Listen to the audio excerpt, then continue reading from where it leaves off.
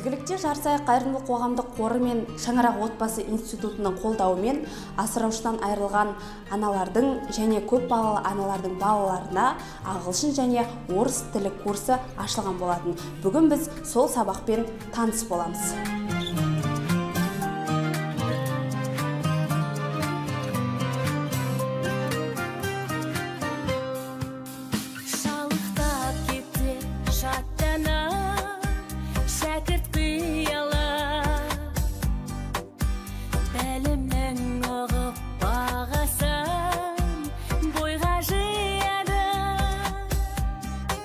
Бүгінде үш тілділік заман талабына айналып отыр.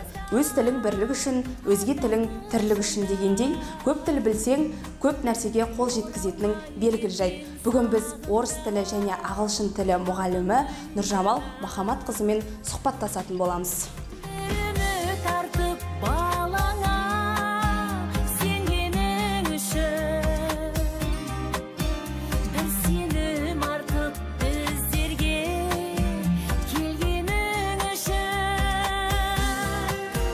Нұржамал Махамбатқызы, сізде орыс тілі және ағылшын тілінде қанша топ, қанша оқушы бар?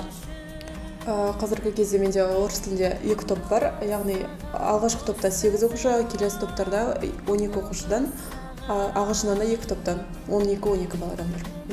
Сіз өз оқушыларыңызбен қаншалықты тығыз қарым-қатынастасыз? Балалардың түсінбегенін мен сразу түсіндіріп отыруға тырысамын, түсінбегендерін сразу сұраңдар деп. Яғни одан бөлек сабақ барысында біздер ойындар өткіземіз, балаларға мүмкіндігінше деңгейлеріне қарай тапсырмаларды ұйымдастырып отырамын. Сіз өз оқушыларыңыздың зейінін арттыру мақсатында қандай әдіс тәсілдерді қолданатын едіңіз? Қазіргі кезде менде орыс тіл топтарында жас ерекшелігіне байланысты кішкентай балалар, яғни 2-3 сыныптар, оған көбінесе мен ойын әдіс тәсілдерін қолданамын. Сондай-ақ видеороликтер арасында біз мультфильмдер қараймыз орыс тілінде, ағылшын тілінде мультфильмдер қараймыз. Сондай-ақ әндер айтамыз, оларға жеңіл болу үшін барлығы. Осындай әдіс тәсілдерді қолданып жатырмын.